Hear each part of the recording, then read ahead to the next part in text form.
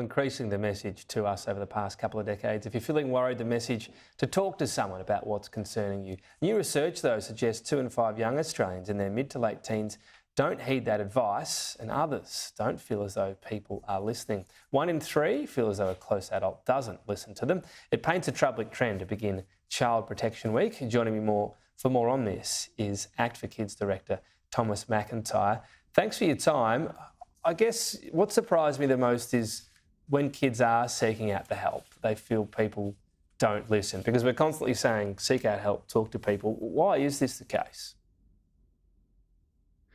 G'day, Tom. Look, it's a really good message to make time for young people and kids to have a conversation, ask them how they're feeling, and engage them to talk about what's worrying them, because these worries could turn into long-term mental health conditions if young people don't have an opportunity to talk to a close adult about what's on their mind.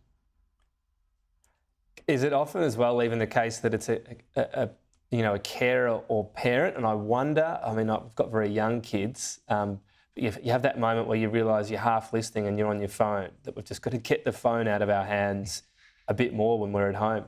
Yeah, look, absolutely. We've talked for many years about kids and devices, but devices are a real part of adult life as well. So we do need to make that quality time to be present with our kids, to log out of our device, but also log into what's happening for them, and not what we're doing next or what we're worried about ourselves, to sit and listen. It is about listening. It's asking some open questions and responding to what they're talking about.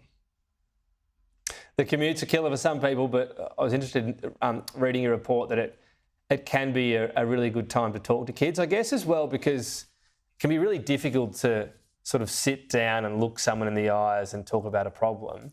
If they're in the back seat or the front seat and maybe the parent's sort of, driving, and they can pretend to, not get too intense about things, it's actually a really good time to broach things in a bit more of a casual manner.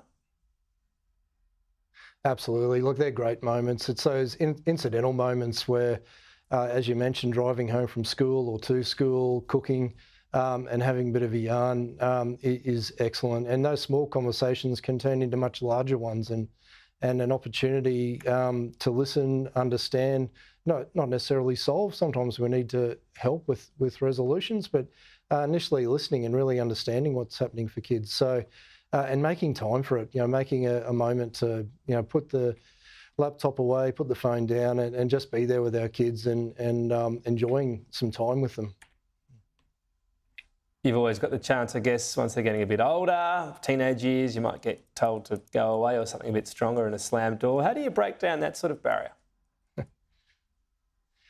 It's being resilient, isn't it? It's, asking those open questions, asking how they're feeling, and just continuing. And look, what they have told us through the research is they're actually looking for 1 to 2 hours of time with their close adults every day. So the good news out of this research is the young people are wanting to talk about it. It's just finding the right time. And as parents or a close adult, for a young person, it might be them defining the time and us being really open and able to respond to that moment and make the most of it. And finally, look, a large number of kids worried about their appearance, which I guess is a bit age-old. I was surprised 2/3 worried about school. Is it doing well, fitting in? Is this a surge sort of post-COVID? People were sort of a bit disconnected from school for a while, I guess. Look, mate, I suppose school is a big ecosystem that our kids go to every day. So, there could be social worries, there could be academic worries, there could be, any number of things that are happening in that 5 or 6 hours a day, with their peers and within that environment that is school. So again, it's making the time to find out what is happening, what is, asking that really simple question: what's worrying you? Or how was your day?